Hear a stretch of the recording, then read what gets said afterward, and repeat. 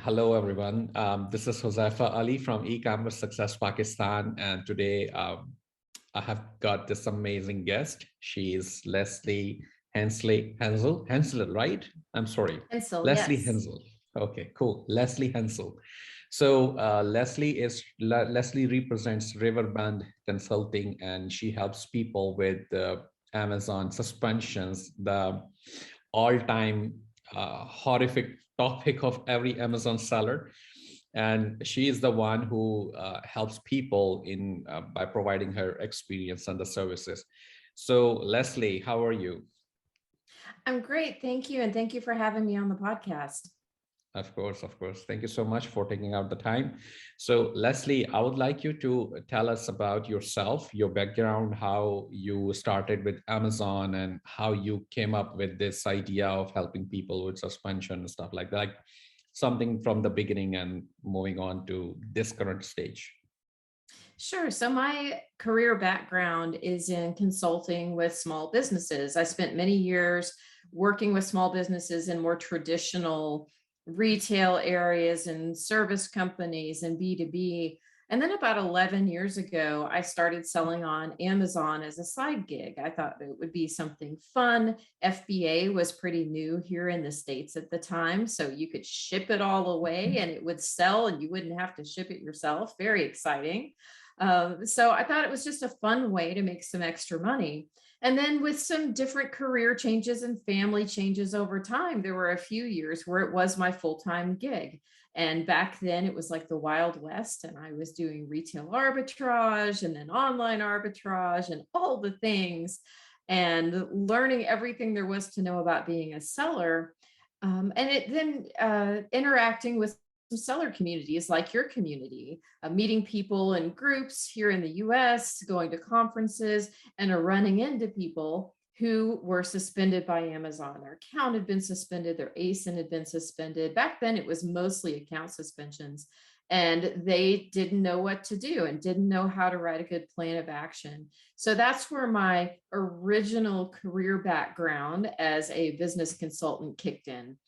So it was a good way to kind of meld together being an Amazon seller and a business consultant, and started working through figuring out the best way to appeal suspensions with Amazon. And 4.5 years ago, someone whose account I got reinstated approached me, my business partner, Joe Zalta, and said, we should do this. We should set up a company to do this. So we did. We set up Riverbend Consulting, and now we are 65 employees, and 15 of them are ex-Amazonians. So they are people who worked at Amazon in seller account health support, in seller support, in seller performance, in catalog team, all these different areas that are like a black box to an Amazon seller where you just don't know how to get someone in those departments to help you. So we've hired all these people so they can help our clients solve their problems.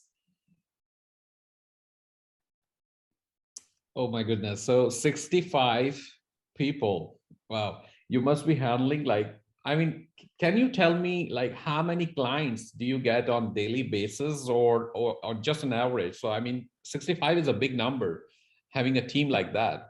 And I'm sure those past ex-Amazonians must be getting a fortune from you.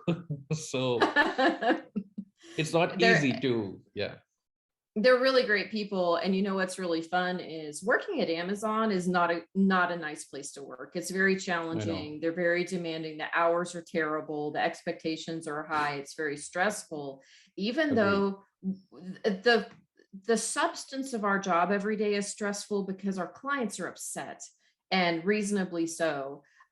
However, despite that, working at our company is so much more pleasant that they're all very happy that they've made the jump away from Amazon. But we'll have days where we have a dozen new clients come in the door on just an average day with a suspended account, a suspended ASIN, or more than that.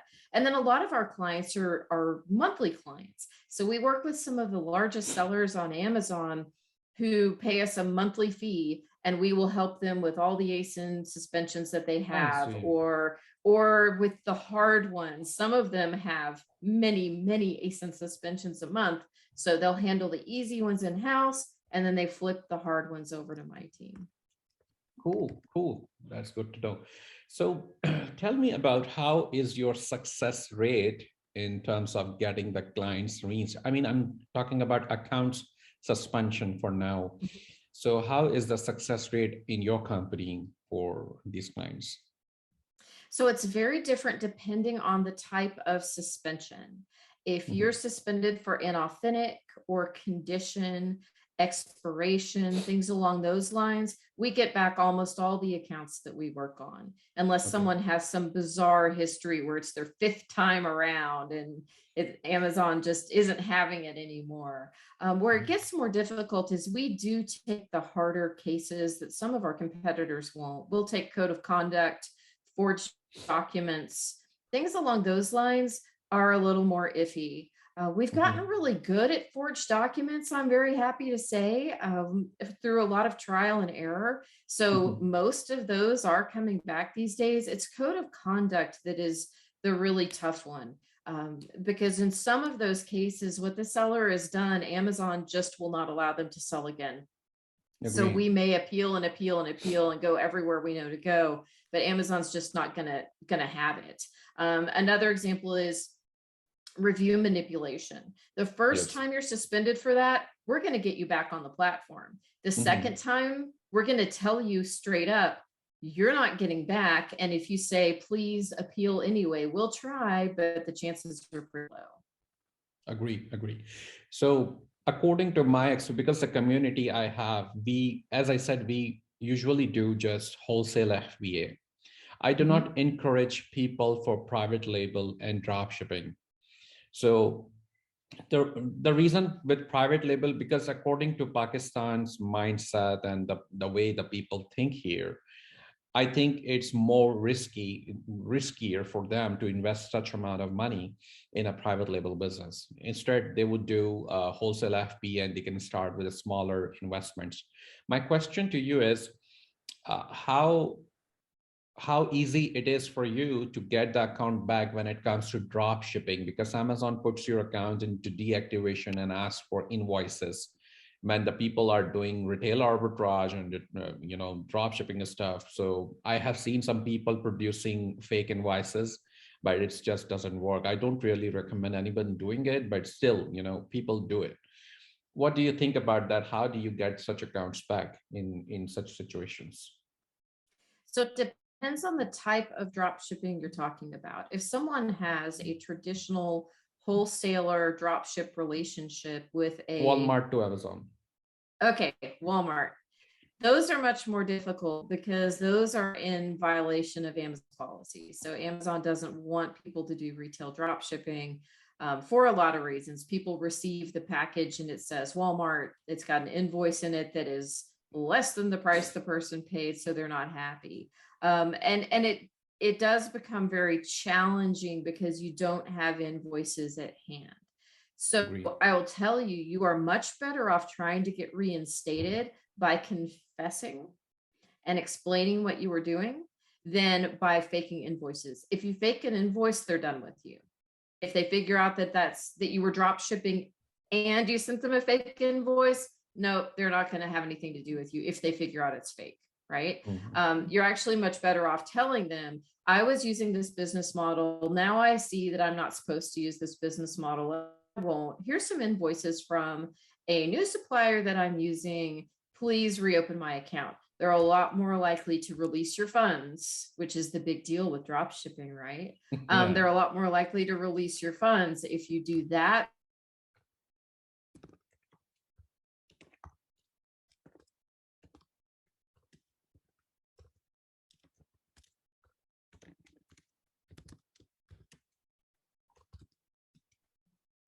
Yes, sorry. I think we got disconnected for a second. Can you hear me still? It's good now. Sure. Yeah, sorry about that. So you were telling me about this. Yeah, I heard you actually pretty much. I think just maybe a last couple of minutes. Oh, yes. So just to reiterate, you're a lot better off explaining that you didn't understand you were violating policy, telling them who a new supplier might be, to try and get the account back. Don't try and send in a forged invoice. They're very good at Agree. figuring I agree. out those forged invoices.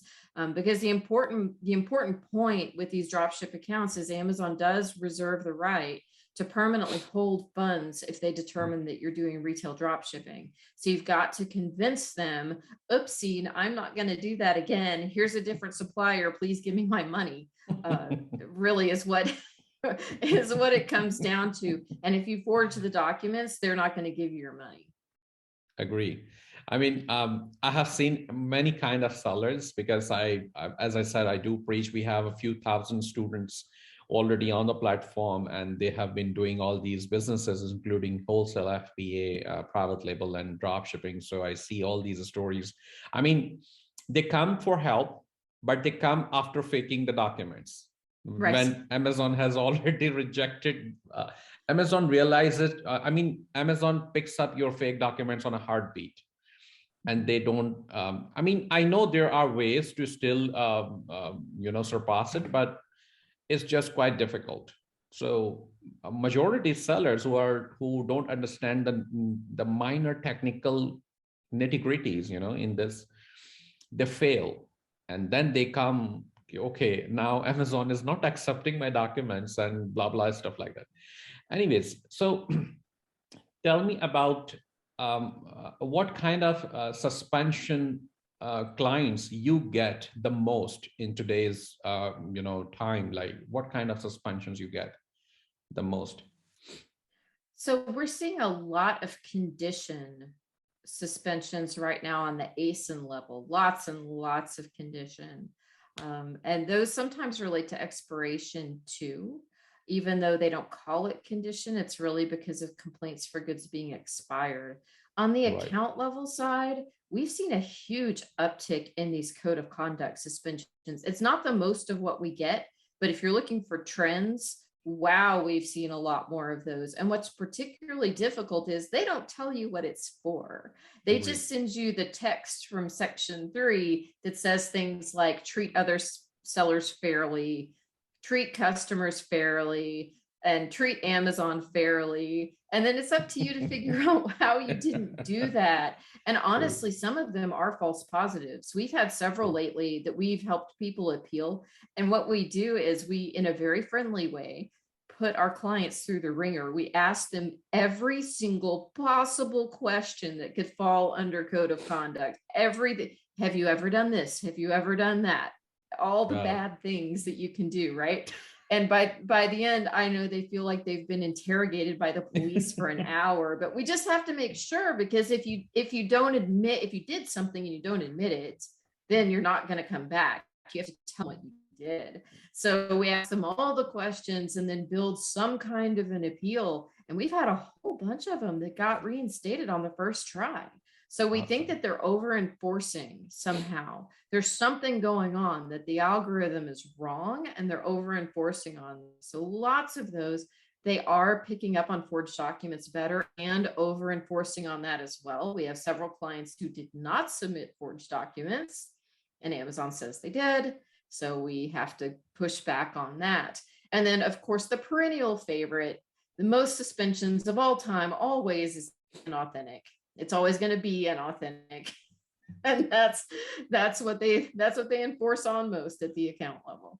Yeah, I agree. Funny you say that. I was supposed to say that you interrogate people actually to figure out what they have done. I get pissed when somebody asks me such questions. I mean, like, seriously, you guys have to figure out on your own. And I don't know. Last time we got suspended for account linked. On the bag, honestly, so it was linked, but we figured out and we got the account reinstated somehow. I'll tell you sometime later how we did it.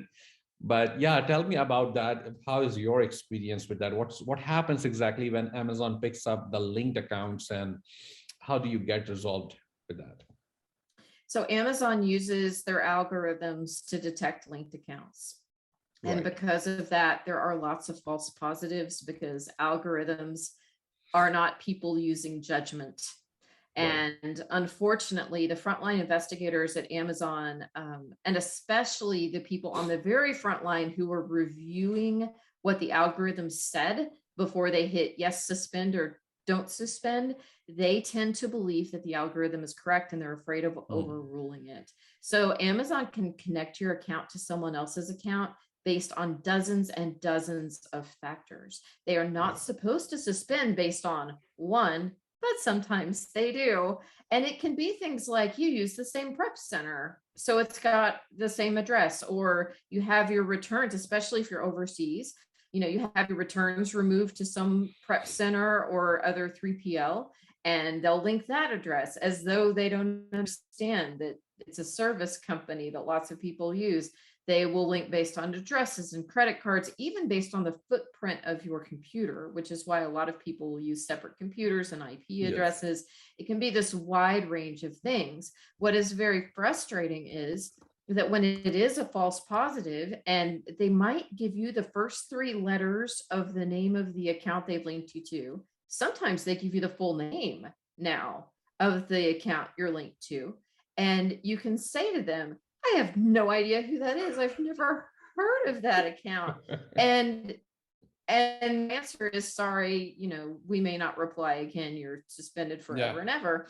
And proving a negative is extremely difficult. And that's essentially what you're having to do, is prove the negative, which we do with a lot of documentation. And again, interrogating gently and kindly our client, because sometimes it's something that you just haven't thought of, like a friend, a roommate that you had, and now you don't live together anymore, but you're both on Amazon, but you share a past address. These kinds of things can be used to link your account. And even if you have to kind of make something up that you think it might be, that actually gets you further toward getting it fixed than if you tell them, oh, there's nothing. You Oh have my. to come up with something, and then they'll at least talk to you. You know, Isn't that crazy? exactly. I mean, can you believe that few months ago, like I would say 2 months ago, this private label listing we have already for about 3 years now, it's not doing a lot good, but it's a seasonal product and it works good in the last quarter, especially.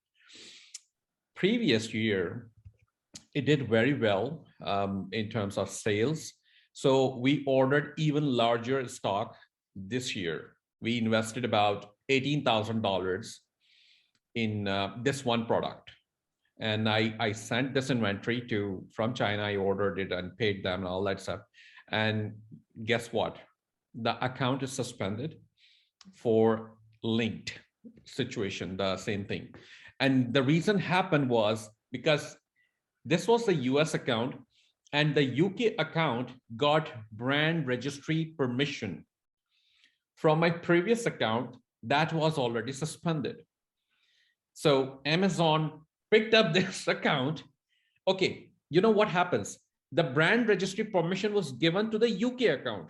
Amazon suspends my US account, telling me that this is linked to that account. Oh my goodness. And we lost it. At that time, I was like, okay, I lost $18,000. And we also held the funds. So this was like a nightmare to me. We tried some different stuff. In reality, the accounts were not connected, but both owners were connected to me. Mm.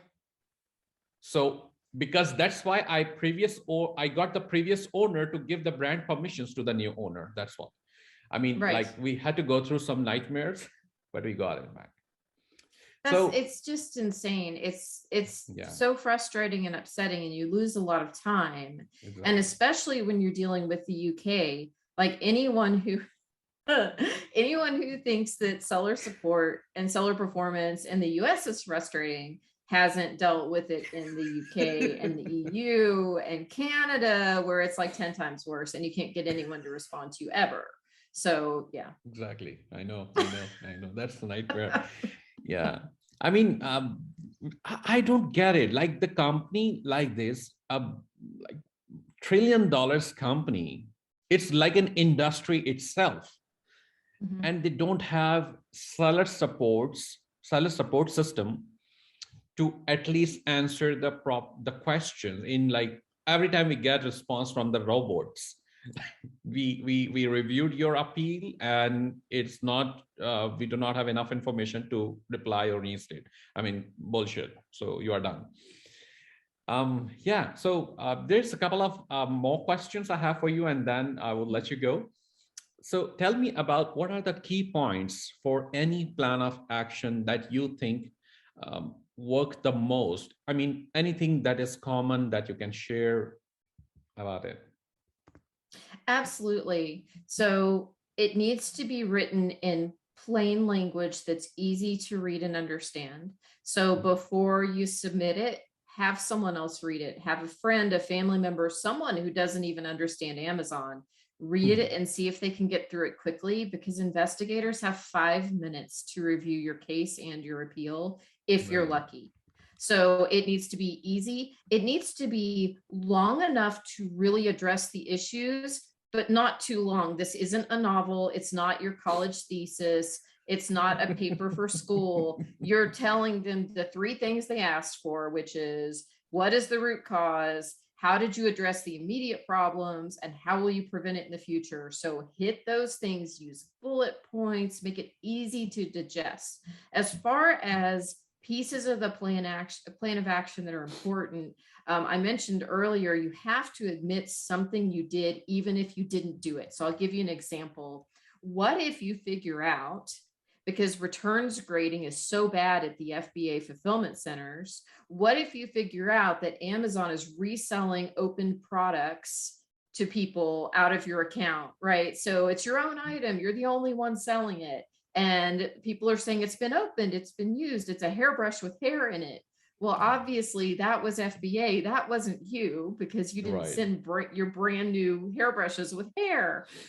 So even though it's the fulfillment center, you can't say, golly, Amazon, you're terrible. You can't do that. You have to come up with something that you can do. So an example there is, I'm going to make sure there are safety seals on the box that say, if seal is broken, item is not new. That isn't for buyers. That's for the Amazon returns grading people to say, oh, the seal's broken, it's not new, and not put it back in your inventory. So that's a perfect example where you didn't do anything wrong. You still have to say how you were wrong by not having that seal you shouldn't have to have, Agree. and then how you're going to fix it. That is super, super important. And then really, when you have done something wrong and you know it, you have to admit it, because they already know. Y'all, the technology that Amazon owns AWS, which is these giant server farms that serve the US federal government, like compiling all of the cell phone metadata that they put together. If they can do that, they can figure out that you got reviews from a Facebook group. They can figure, they have reciprocal agreements with Facebook. They can figure out that it was your next door neighbor who wrote the 5 positive reviews. They know these things because they put together, they compile data that is mind blowing. So if you did something and you admit it, I know people think then Amazon will say, oh, well, they did it, you can't come back. That's not true. They are a culture of second chances. And so if you admit what you did, like with review manipulation, that is the key to getting back, not claiming that you have no idea what they're talking about. Agree. I agree. Completely agree with that. So there's one more question somebody asked me actually, and I was a bit confused. Usually we say, I have a lot of students and friends in the US who travel to and from Pakistan. So I think this year in 5th month, May, Amazon enabled accepting Pakistani sellers. Before that, it wasn't allowing it.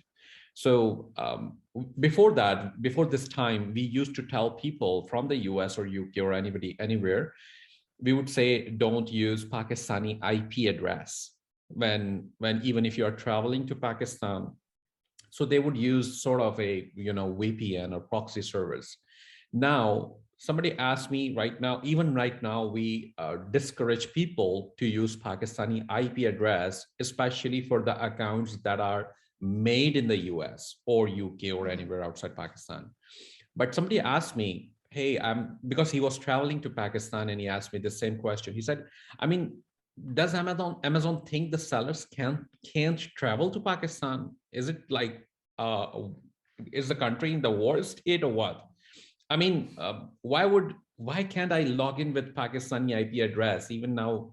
So I was confused as well to what to answer, because of course we all travel, and Pakistan is a safe country. A lot of foreigners come here, use internet. We have all sort of services here, but still I was discouraging.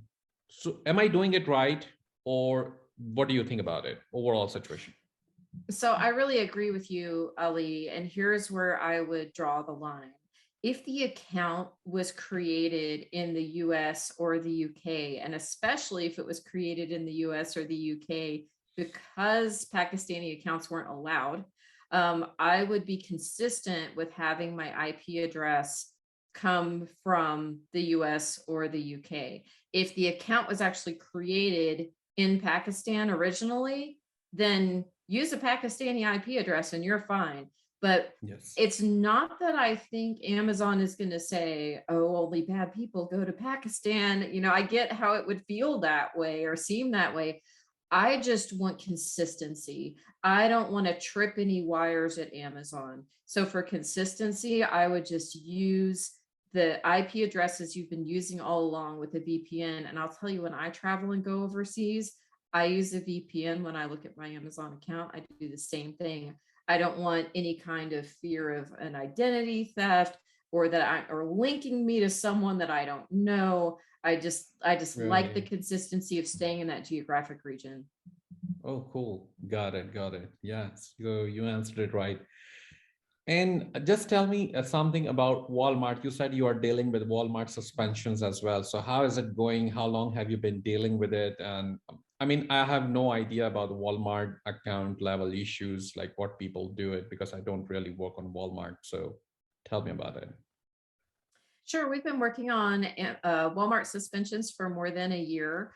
They are very similar to Amazon suspensions. Same kinds of reasons, inauthentic and condition, lots of drop shipping and lots of false positives on drop shipping that are very frustrating, where people Mhm. are actually not doing retail drop shipping, but they are accused of it. Wow, that's a frustrating one there. Like everything else with Walmart, you know, Walmart doesn't have the same kind of interface like the Seller Central on Amazon.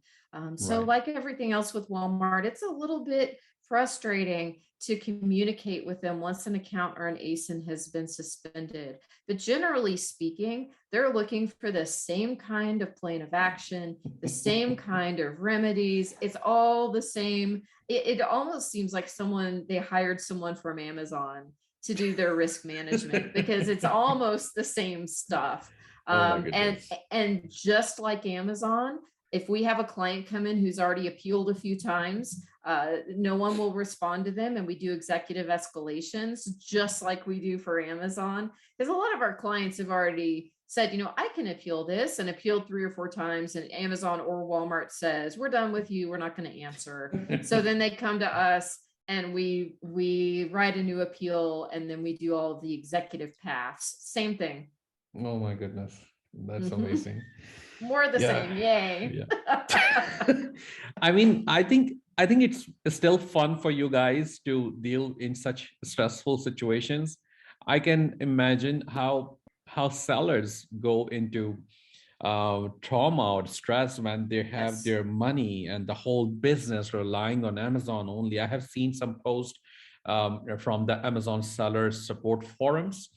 I mean, the guy was really in panic when I think, I don't know, he said that there was like, I read this story on Quora, I think, mentioning that $1.5 million monthly sales he was having, and Amazon shuts him down just for I think there was a new private label he launched, and Amazon puts this same review situation. I don't know what was the reason, but I think it's really a dangerous situation for me. I mean, in Pakistani currency, $1 million is a lot of money, actually.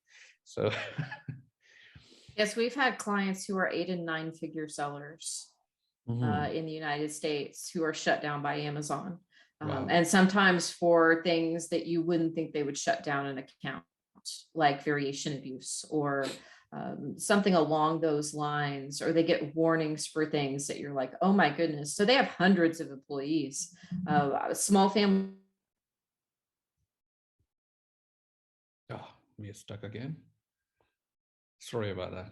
That stuck with me for so long. It was a business in New York that they had stopped selling Yes. retail in stores and started going all online on Amazon. They sold clothing. Their account was frauded and it was a mistake. Eventually, we got the apology email from Amazon that they had Wow. made a mistake. And these guys, they were about to get foreclosed on and their homes, My lose their goodness. homes. They had already fired all these cousins and uncles in their business, laid off all their family members. Can you imagine? So yeah, we have clients who cry. We have clients who yell at us because they want to yell at Amazon and Amazon's not available. But we get it. We understand it's stressful and upsetting. And when they're holding the money you would be using to buy food and pay for your house, it's a bad thing. I can imagine. Wow. Mhm. That's a nightmare. So yeah, I think I'm done pretty much with my questions. I'm sorry I took your time. So if you have any questions for me, anything that I can assist you with, I would be happy, or we would then wrap it up. So, one question I do have for you is Sure. the trends I've been talking about, the kinds of suspensions, because I do work with clients around the world, but most of my clients are here in the US. So, the suspension trends that I'm talking about, are they the same trends that you see with sellers in Pakistan? Sure. So the trends we have here is majority with retail drop shipping. I have one question. Actually, I left, so I will ask you that as well. So we do have a lot of IP complaints issues because people just want to buy source from retailers. They don't want to take brands permission. So that's one thing we face a lot. Then we have reviews. Unfortunately, there were some trainers who were teaching this process of launching private label with fake reviews. Of course, it came from the US and UK. The previous gurus were teaching the same stuff.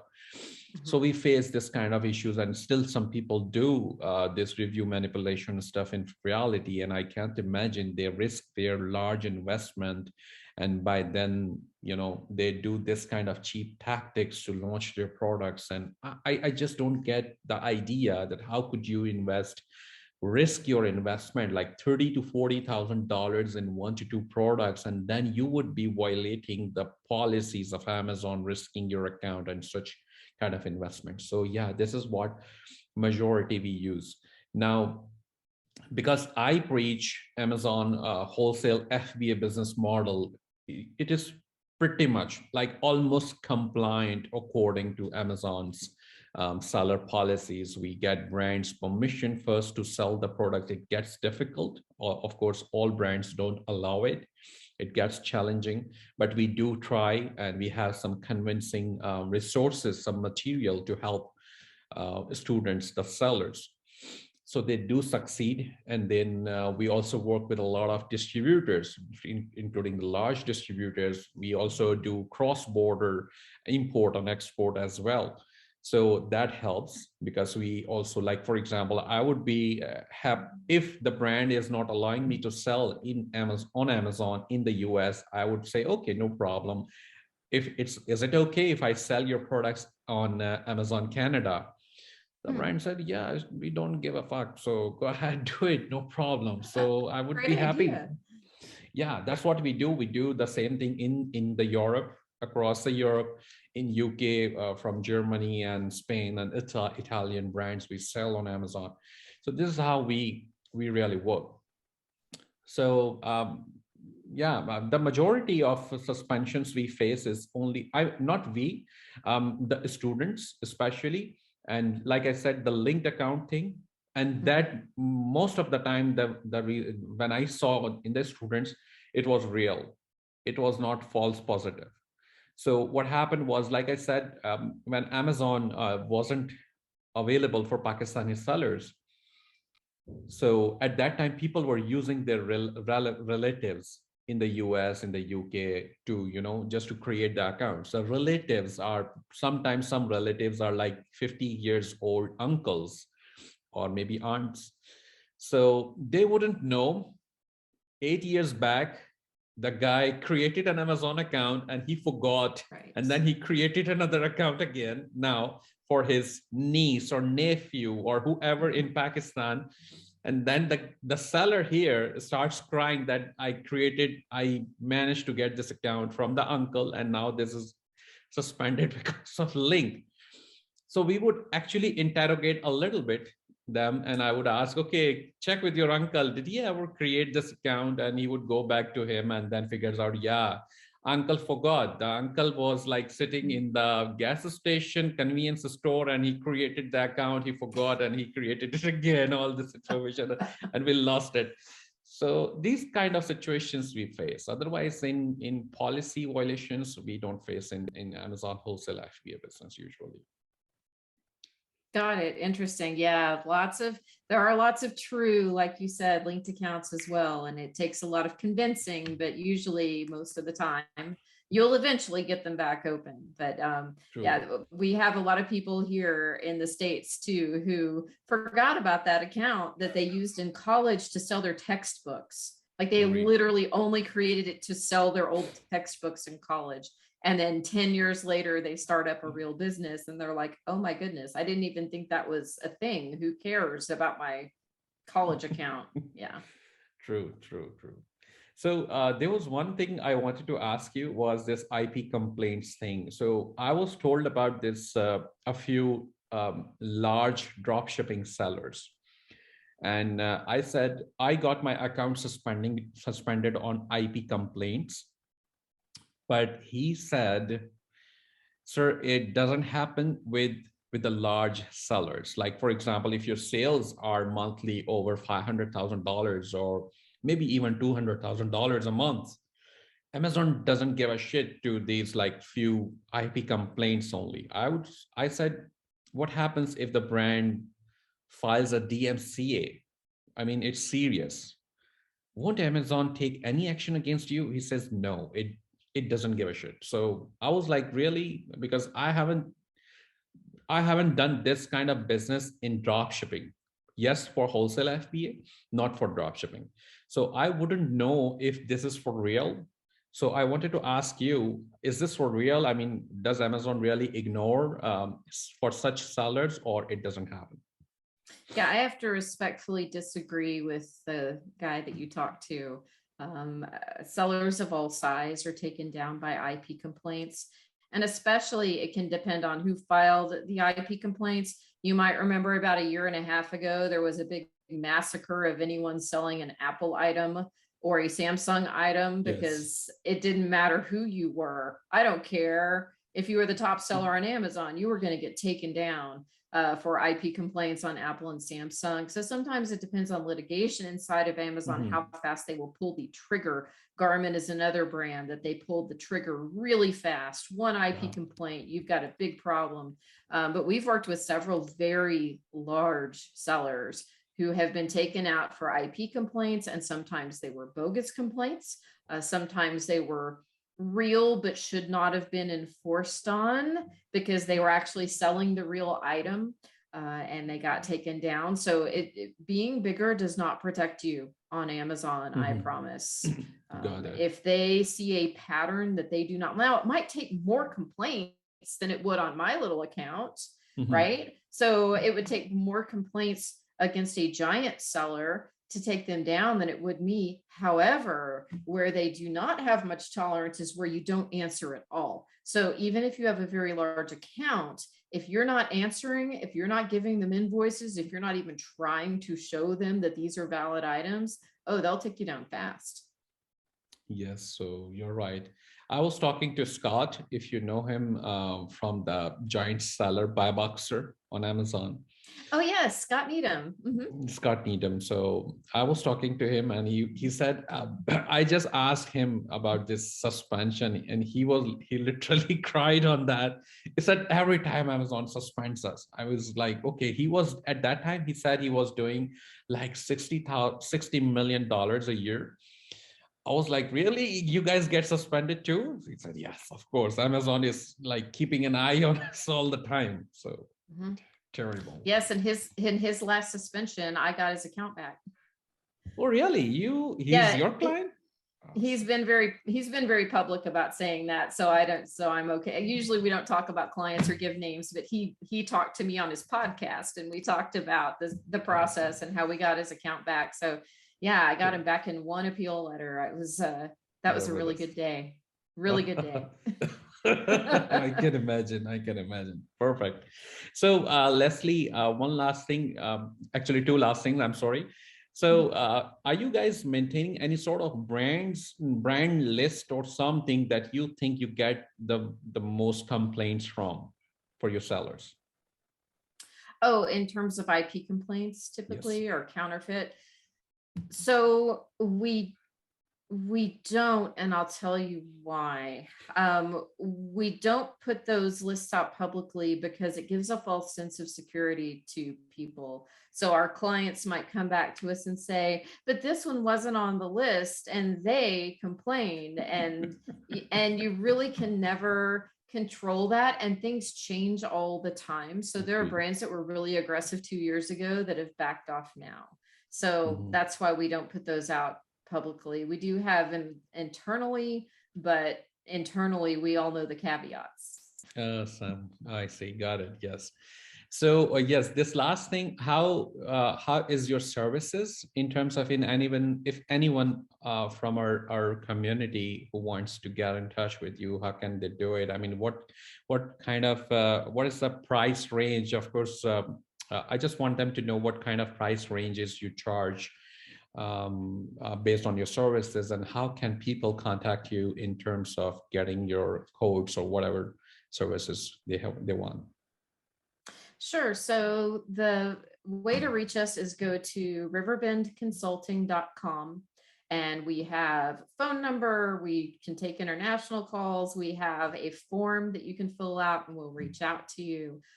We always talk to our clients before we try and just sell them something, because every suspension is indeed different. And the prices that we charge can be different depending on the type of suspension. So if you've got a really frustrating condition-based suspension, that's really different from telling me you forged documents that got thrown off for code of conduct, because we know that's going to take us a lot longer and a lot harder work. All of our pricing is fixed rate, meaning we quote the price up front and we stick to it. And it doesn't matter if it takes one appeal or 25 appeals, we're going to stick to that price. We don't come back for more. So our average on account suspensions, it can be anywhere from $1,800 to $2,500, depending on complexity and degree of difficulty. ASINs are a little different. They start more in like that $599 range and go up. But if you have multiple issues, it gets cheaper. We do bulk pricing, and we'll take it down for bulk issues, because we do sometimes have clients who come to us who say, Amazon's saying they're going to take our account out if we don't solve these 5 issues. And so we'll give them a deal, right, for the 5 issues. Right. But always happy to talk, and even to just talk through issues with people who call or email to help them understand, can you solve it yourself, or do you need to hire someone? We're very open about giving out information. That's how people know they can trust us. Got it. Got it. Awesome.